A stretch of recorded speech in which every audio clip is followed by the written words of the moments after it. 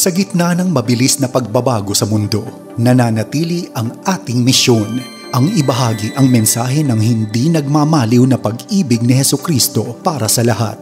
Hatid sa inyo ang pinakabagong kaganapan sa gawain ng Far East Broadcasting Company Philippines. Tampok din ang mga kwento ng totoong buhay na binago ng Diyos. Narito si Dan Andrew Cura sa The President's Report.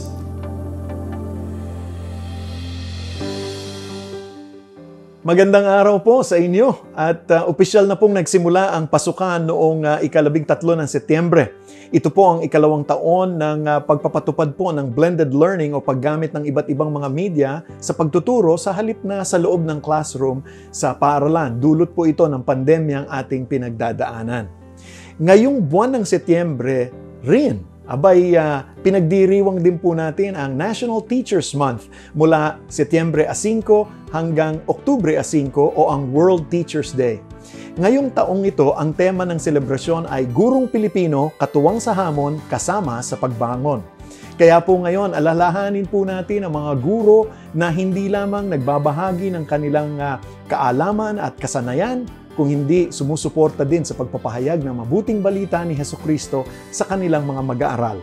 Ako po ang inyong kaibigan, si Dan Andrew. Samahan niyo po ako sa ating palatuntunang The President's Report.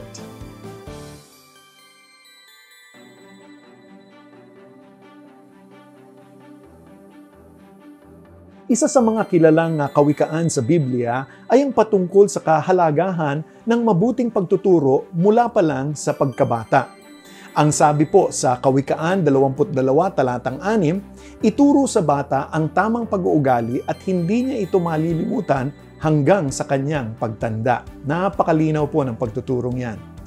Ganoong kalalim ang impluwensya ng isang guro sa buhay ng isang tao. At dahil sa pagtuturo ay isang regalo po ito na kaloob ng Diyos. Dapat lamang na gamitin ito upang mapagtibay ang pananampalataya ng bawat isa.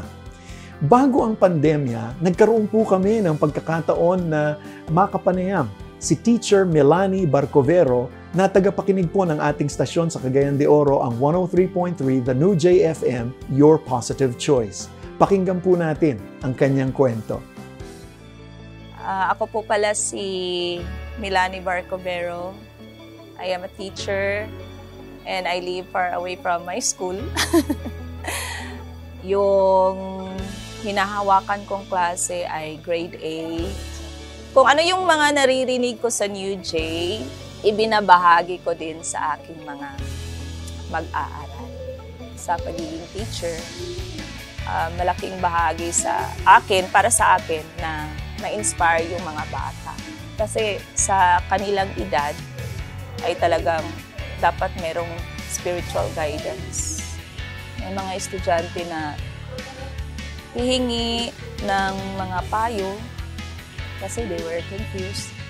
Iba kasi yung kaligayahan na mararamdaman mo kapag nakakapagbahagi ka ng katotohanan tungkol sa Diyos. Yung desire mo na sana itong batang ito ay magkaroon ng magandang buhay dahil inilaan niya yung buhay niya sa Panginoon. Purihin po ang Panginoon sa buhay ni Teacher Melanie at lalo na po yung kanyang puso upang ibahagi ang salita ng Diyos sa kanyang mga mag-aaral. Bukod sa pagtuturo ng Ebanghelyo sa kanilang mga silid-aralan, maraming mga guro ang nananalangin at naniniwala na ang kanilang mga mag-aaral, kahit na sila'y bata pa, ay maaari ng maging katuwang sa gawain ng Panginoon. Dahil sa kanilang suporta, kasama na rin ang mga tagapangasiwa ng paaralan at mga magulang at gayon din ang mga mag-aaral, inilunsad ng FEBC Philippines ang Change Can Change School Coin Bank Campaign.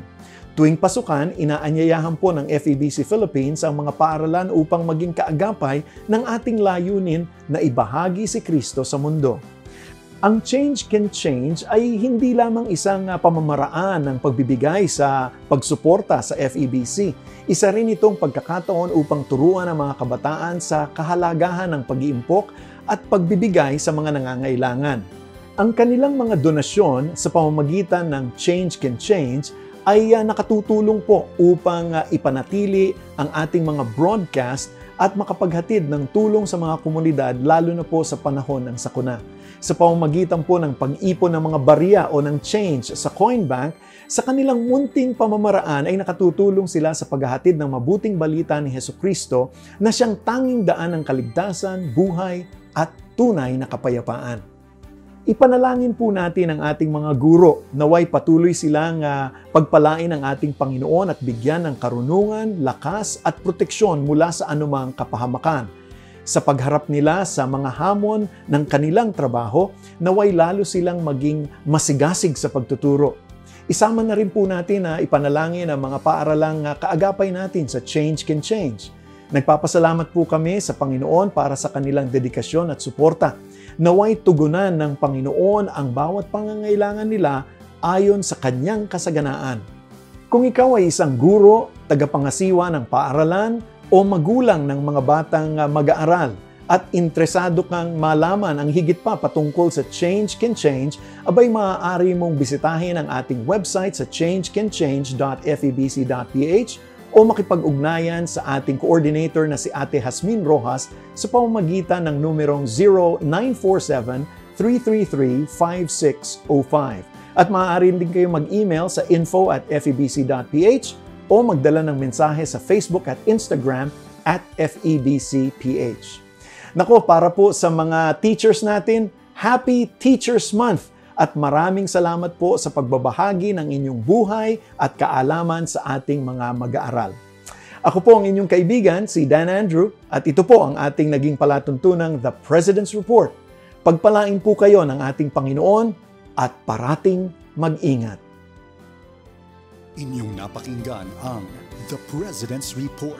Para sa karagdagang impormasyon ukol sa Far East Broadcasting Company Philippines o maging kaagapay sa panalangin at iba pang mga paraan, bisitahin ang FEBC website, febc.ph at hanapin ang FEBC Radio sa Facebook. Maraming salamat sa iyong pag-agapay at pagpalain ka ng Panginoon.